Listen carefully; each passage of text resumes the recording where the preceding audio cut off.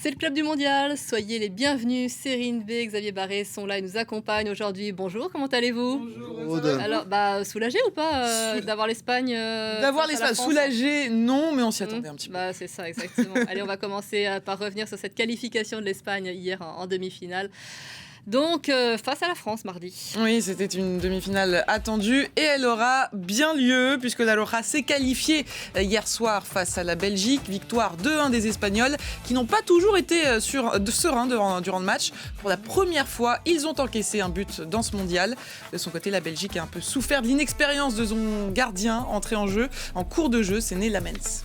Après le Brésil en 8e, la Norvège va tenter donc d'éliminer l'Angleterre ce soir en quart de finale. Oui, c'est l'une des surprises de ce mondial, la Norvège, cette équipe de vikings qui n'a peur de personne. En tête d'affiche, Erling Haaland, la coqueluche de l'équipe et le chouchou des réseaux sociaux. Il en est à 7 buts sur ce mondial face à un Harry Kane qui aura certainement lui aussi à cœur de qualifier sa nation en demi pour affronter la Suisse et l'Argentine. Bah oui, justement, c'est cette dernière affiche cette nuit. Oui, à 3h heure de Paris, 3h du matin heure de Paris, l'Albi Céleste championne du monde va devoir se rassurer après 2 matchs compliqués face à l'Égypte et au Cap-Vert. Ce soir, elle affronte la Nati qui sans doute voudra verrouiller la défense. La Suisse n'avait pas joué de quart de finale depuis 1954. C'est le programme et c'est tout de suite.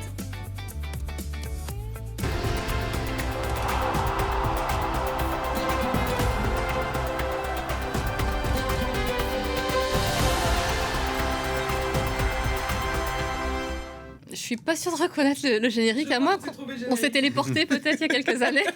On est revenu 4 ans en arrière, c'est pas bon pour nous ça. Non, ça donne un mauvais pronostic pour l'issue de cette Coupe du Monde. On oublie, on efface tout. Allez, ça y est, en tous les cas, on connaît le futur adversaire des Bleus mardi prochain, ce sera donc l'Espagne. Oui, les Espagnols qui sont venus à bout des Diables Rouges hier soir. 2-1 pour la Roja après un but de Mikel Merino en toute fin de rencontre. Un but libérateur qui qualifie donc l'Espagne. Retour sur cette soirée avec Julien Dubois. Dans la nuit madrilène, les supporters espagnols exultent. C'est seulement la 2e fois de son histoire que la Roja atteint les demi-finales de la Coupe du Monde. On a été supérieur tout au long du match. Il n'y a rien d'autre à dire. C'était une ambiance de folie. On est venu ici pour soutenir la Roja. On s'est régalé. Ce sont des champions. L'Espagne a montré sa supériorité face aux Belges dans une rencontre qui est restée longtemps accrochée. Après l'ouverture du score, signée du joueur du PSG Fabian Ruiz, la Belgique n'abdique pas et égalise grâce à Charles de Cattelard, juste avant la mi-temps. En seconde période, les Espagnols multiplient leurs offensives quand vient l'un des tournants de la rencontre, la sortie sur blessure du gardien belge Thibaut Courtois, en larmes au moment de rejoindre le banc de touche. Un coup dur pour les Diables Rouges. Son remplaçant relâche un ballon sur une frappe lointaine à la 88e minute de jeu, une erreur fatale qui permet à Mikel Merino d'offrir la victoire à l'Espagne. De quoi décevoir les supporters belges, mais qui veulent avant tout retenir le parcours de leur équipe dans cette Coupe du Monde. Parce qu'on aurait pu gagner, mais voilà, ça s'est pas fait, mais on a super bien joué et on est trop contents. L'Espagne, elle, affrontera la France en demi-finale le 14 juillet pour un des chocs de cette Coupe du Monde entre la meilleure attaque du mondial, celle des Bleus, et la meilleure défense, l'Espagne qui n'a encaissé qu'un seul but depuis le début de la compétition. Je pense que depuis le début de la Coupe du Monde, tout le monde attend ce match avec impatience. Nous, on l'attend avec beaucoup d'impatience. À mon avis, nous sommes les 2 meilleures équipes de la Coupe du Monde, mais bon, on n'a pas peur. Je pense que si quelqu'un peut affronter la France avec confiance, c'est bien nous. L'Espagne est sortie victorieuse de ses 2 dernières confrontations contre l'équipe de France. En demi-finale de l'Euro 2024 avec une victoire 2-1, puis l'an dernier lors de la demi-finale de la Ligue des Nations, qui s'était soldée sur un spectaculaire 5-4. Xavier, avant d'évoquer cette rencontre qu'on attend tous mardi prochain, on va commencer par évoquer ce match hier soir. La Roja, on l'a vu, elle a été mise en difficulté avant ce but libérateur de Mikel Merino. Pour vous, ça a été quoi le tournant du match? La sortie de Thibaut Courtois sur blessure? Oui, c'est certain que la sortie de Thibaut Courtois a considérablement handicapé l'équipe de Belgique parce que c'est quand même un des tout meilleurs gardiens du monde, si ce n'est le meilleur. Et il avait encore fait preuve lors de cette Coupe du Monde de beaucoup d'à-propos. Il faut savoir que Rudi Garcia a été allé le rechercher parce qu'il avait quitté la sélection belge. Il était dégoûté par certaines choses qui s'étaient passées. Et Rudy Garcia a dû utiliser beaucoup de conviction pour le faire revenir dans cette équipe nationale. Et il était très bon. Et là, le fait de faire rentrer Lamens en fin de match, alors qu'il a très peu d'expérience, c'est un bon gardien. Il est à Manchester United, donc il a fait quand même une saison et demie satisfaisante en Première Ligue depuis quelques temps maintenant, puisqu'il a même pris la place du précédent titulaire, le Camerounais Onana. Mais c'est un garçon qui a pas de grand vécu au niveau international, et ça s'est vu avec cette erreur en fin de match qui a permis aux Espagnols de l'emporter. Et c'est ce manque d'expérience justement qui est pointé du doigt? Oui, alors il y a aussi les choix forcément de Rudy Garcia. Hein. Quand ça marche, on dit bravo. Quand ça marche pas ou qu'il y a un échec, on dit ben voilà, regardez le choix. Et c'est vrai que Rudy Garcia a pris Sam Lamens, alors que dans la sélection belge, il y a notamment Mats Sels, qu'on connaît en France puisqu'il a joué à Strasbourg, qui est un gardien d'expérience, qui joue lui aussi en Première Ligue à Nottingham Forest, qui a joué les Coupes d'Europe avec le club de Nottingham Forest et qui aurait probablement été, avec son vécu, plus à même de remplacer Courtois au pied levé comme ça. Mais bon, c'est des faits de match qui arrivent. Même les plus grands, Oliver Kahn, qui avait été élu meilleur gardien de la Coupe du Monde en 2002 en Asie, avec l'Allemagne, il avait relâché un ballon en finale et Ronaldo en avait profité pour remarquer pour le Brésil.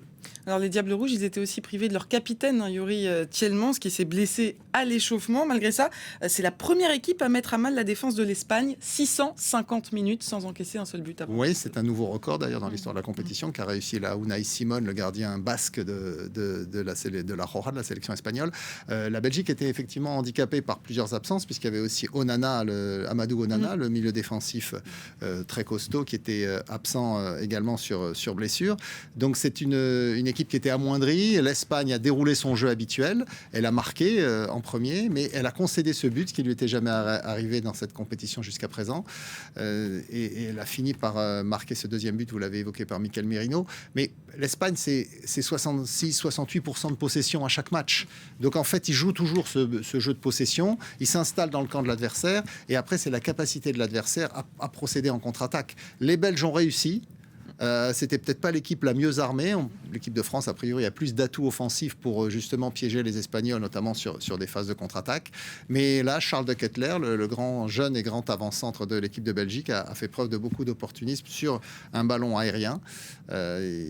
C'est pas la force des attaquants français, les ballons aériens, mais il faudra retenir ce cas-là quand même pour se dire on peut quand même battre cette équipe espagnole. Vous l'avez trouvée dominante hier, l'Espagne? Oui, elle a largement dominé les débats. Elle a quand même s'est procuré beaucoup d'occasions de but. J'ai plus les chiffres précis en tête, mais il y a eu un nombre de tirs incroyable. Il y a eu, je crois, 6 ou 7 tirs cadrés. Donc, l'équipe d'Espagne, elle est toujours comme ça. Il ne faut pas oublier que c'est les champions d'Europe en titre. Finalistes de la dernière Ligue des Nations, battus de très peu par le Portugal. Ils avaient gagné la précédente. Donc, c'est une équipe qui a retrouvé sa domination habituelle sur le football européen et même mondial, qu'ils avaient un peu perdu à la fin des années 2010. Mais aujourd'hui, avec ces qualités de jeu qu'on leur connaît, les Espagnols sont capables de battre effectivement n'importe qui, et l'équipe de France va avoir un vrai choc à gérer là en demi-finale. Alors parlez-nous un petit peu de Mikel Merino, entré à la 85e minute, qui sauve l'Espagne. C'est pas la première fois que ça arrive. C'est déjà arrivé lors du tour précédent contre le Portugal. C'est lui qui avait marqué le but de la qualification dans toute dernière minute de jeu. Alors c'est un garçon qui a grandi au Pays Basque, qui a joué à la Real Sociedad et qui est passé à Arsenal l'année dernière. Et en fait, ce qui était intéressant, c'est que quand l'entraîneur d'Arsenal, Mikel Arteta, s'est retrouvé à court d'attaquants à cause d'une avalanche de blessures, il l'a fait jouer avant-centre. Et Mikel Merino a été souvent décisif dans ce poste-là, qui n'est pas son rôle originel, puisque c'est un milieu de terrain. Et donc là, on l'a vu, chaque fois qu'il est rentré, il a été capable de se projeter vers l'avant et de venir marquer ses buts décisifs, aussi bien contre le Portugal en 8e de finale que hier face aux Belges en quart de finale. Et puis il y a aussi ce pari gagnant du sélectionneur, Fabian Ruiz titulaire et Fabian Ruiz décisif. Oui, alors il l'avait déjà fait jouer comme titulaire une fois dans cette Coupe du Monde, parce qu'il a un effectif riche, Luis de la Fuente, le sélectionneur espagnol, et donc il fait beaucoup tourner son équipe. Et donc Fabian Ruiz avait joué déjà au milieu de terrain. Finalement, là, il n'était plus titulaire, mais il était rentré 3 fois en cours de match. Là, il l'a remis titulaire aux dépens de Pedri, ce qui est un peu inhabituel parce que Pedri, c'est le petit meneur de jeu du Barça et de cette sélection espagnole, mais il a tellement joué ces dernières années que parfois il faut le laisser souffler. Et hier, finalement, le choix de Luis de la Fuente s'est révélé gagnant. Et en ce qui concerne la Belgique, elle peut être fière de son parcours. Ça avait mal commencé. Oui, il faut pas oublier que la dernière Coupe du Monde en 2022 au Qatar, ils ont été éliminés dès les phases de groupe. Là, donc, ils sont revenus, ils sont sortis d'un groupe qui était un peu piégeux avec l'Iran, l'Égypte et la Nouvelle-Zélande. Et bon, ils ont cartonné la Nouvelle-Zélande pour se qualifier en 16e de finale. Là aussi, c'était pas évident. Ils ont ensuite éliminé le Sénégal. Ils arrivent en quart de finale. C'est un très beau parcours pour la Belgique de Rudy Garcia, qui a repris cette sélection avec, je vous l'ai dit, beaucoup de conviction pour faire revenir certains anciens qui avaient claqué la porte de la sélection comme Thibaut Courtois, ou pour gérer quelques anciens qui n'ont plus 90 minutes dans les jambes, comme Romelu Lukaku, qui jouait les super subs, les jokers, avec beaucoup d'à-propos, puisqu'il a marqué, je crois, 3 buts dans la compétition, ou Kevin De Bruyne, qui était plus titulaire, mais qui a joué hier parce que Yuri Tillmans, l'habituel capitaine, était blessé. Et donc, ça signifie que mardi, on aura droit à la meilleure attaque contre la meilleure défense, ça promet. Oui, le ballon d'or Ousmane Dembélé contre le numéro 2, Lamine Yamal. Les deux nations s'étaient déjà affrontées il y a 2 ans en demi-finale, mais cette fois de l'Euro, et ça ne s'était pas très bien terminé pour la France sur les dernières confrontations. Avantage à la Roja, comme nous l'explique notre envoyé spécial à Boston, Cédric Ferreira.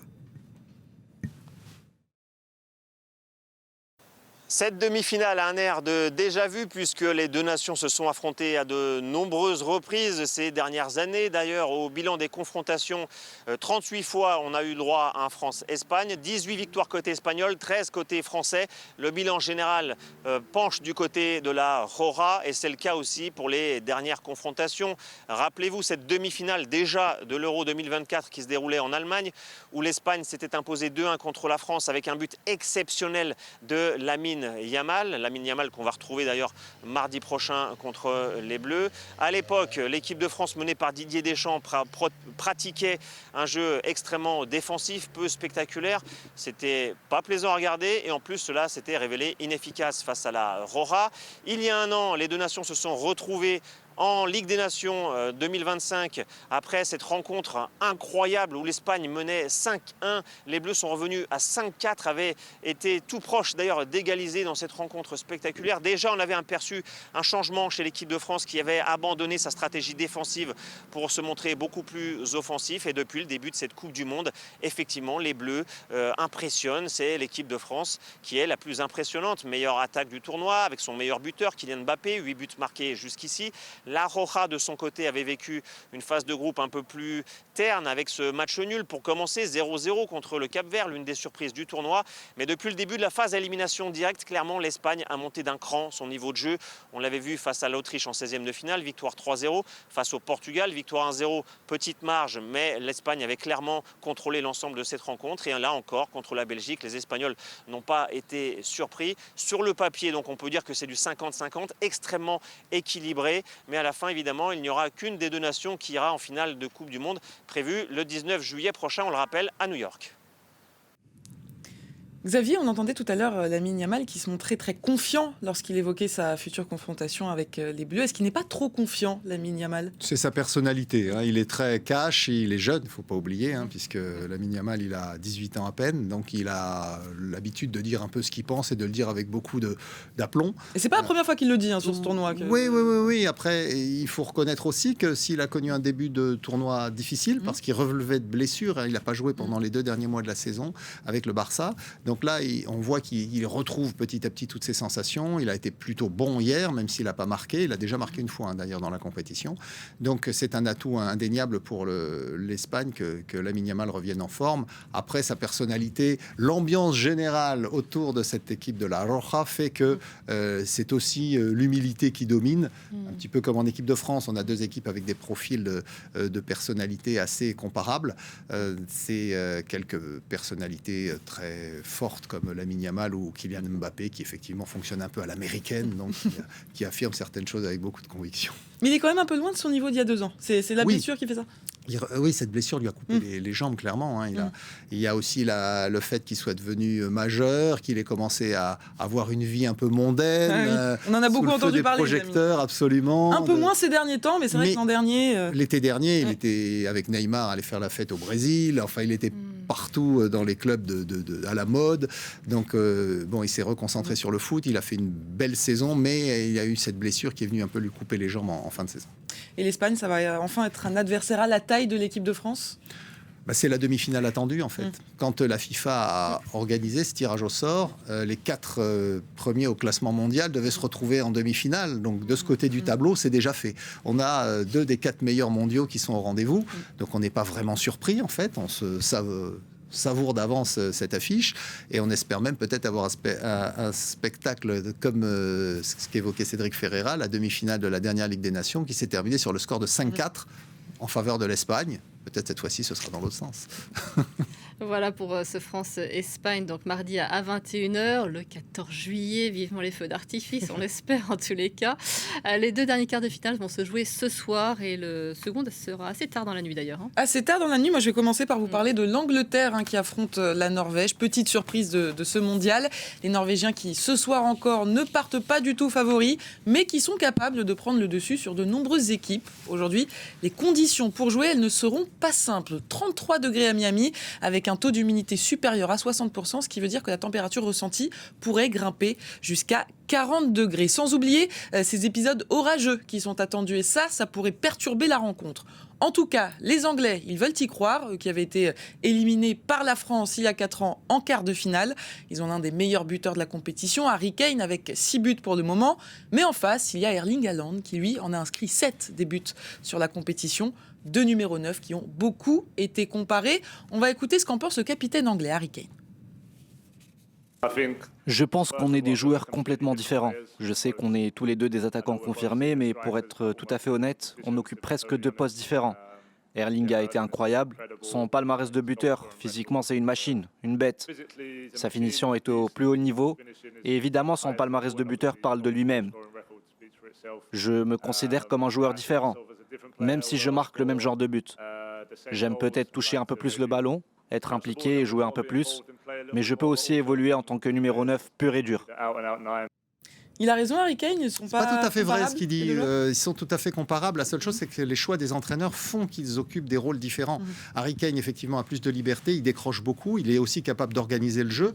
Erling Haaland, quand il jouait à Dortmund, il faisait un peu tout. Il décrochait beaucoup. C'est depuis qu'il est à Manchester City que Pep Guardiola lui a dit « Toi, tu restes devant dans la surface de réparation adverse. » Parce que c'est là qu'il veut l'utiliser dans une équipe qui a le ballon tout le temps.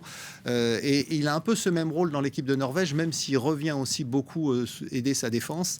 Lorsqu'il faut récupérer le ballon, parce que l'équipe de Norvège n'a pas la même possession que son club Manchester City.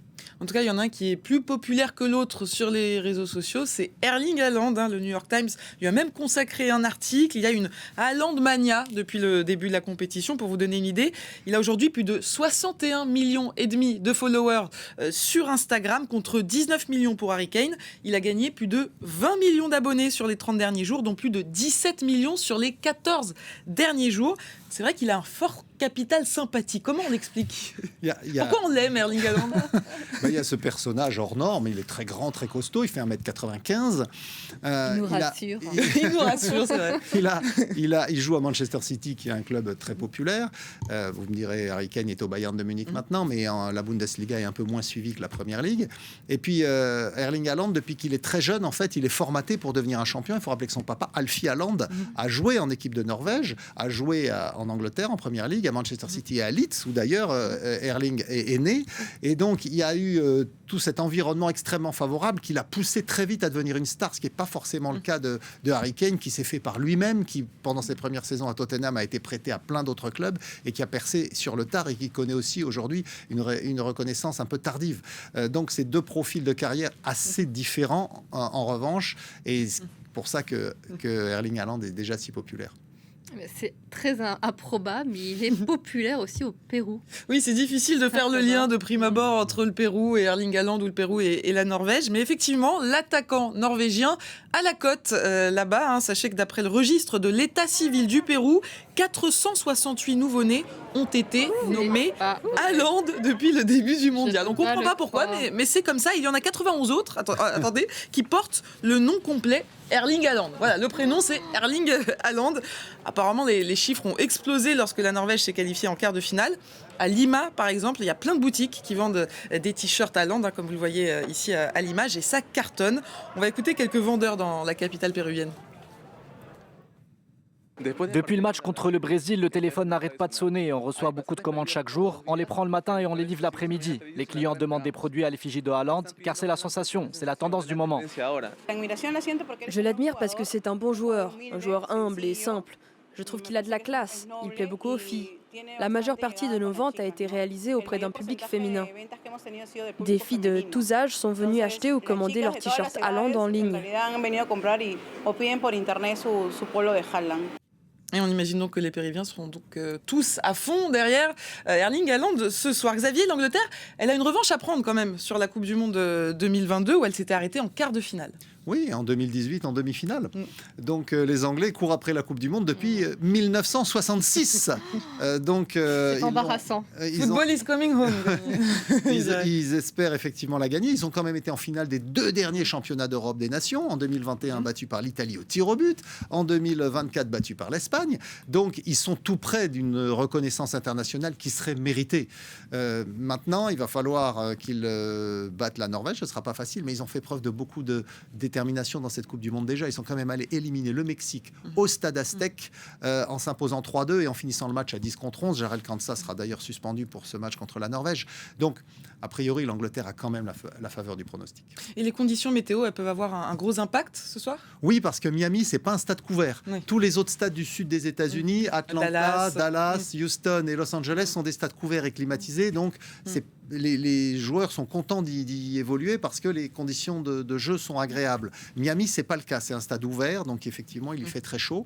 C'est le Hard Rock Café, donc les conditions de jeu sont assez hard. Mais les Anglais... Les Vikings ont un avantage dans ce cas-là, même s'il fait très chaud.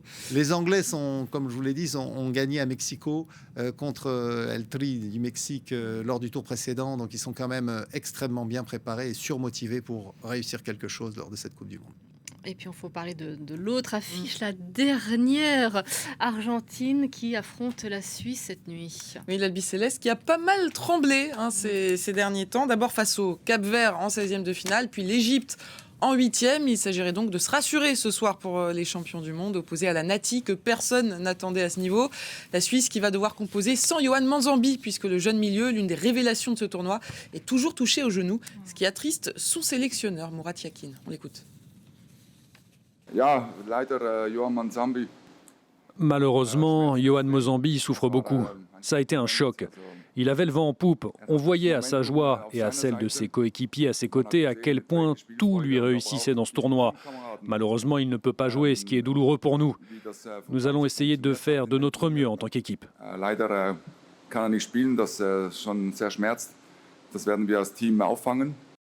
Alors je rappelle que Yohan Manzambi est impliqué sur 5 buts depuis le début de la compétition. À 20 ans, c'est le plus jeune joueur de l'histoire à être impliqué sur autant de buts en phase finale de Coupe du Monde. Il a marqué jusqu'ici 3 buts et réalisé 2 passes décisives. Elle fait mal cette absence ? Oui, mais la Suisse a quand même réussi à passer la Colombie au tour d'avant sans lui, puisqu'il était déjà absent. Donc le football suisse a énormément évolué ces dernières années, depuis 20-25 ans. Ils ont été présents dans pratiquement toutes les phases finales. La dernière qu'ils ont ratée, je crois que c'est l'Euro en 2012. Sinon, ils sont à toutes les Coupes du Monde, ils sont à tous les championnats d'Europe. Là, ils ont franchi un plafond de verre en arrivant en quart de finale, ce qui ne leur était pas arrivé depuis 1954.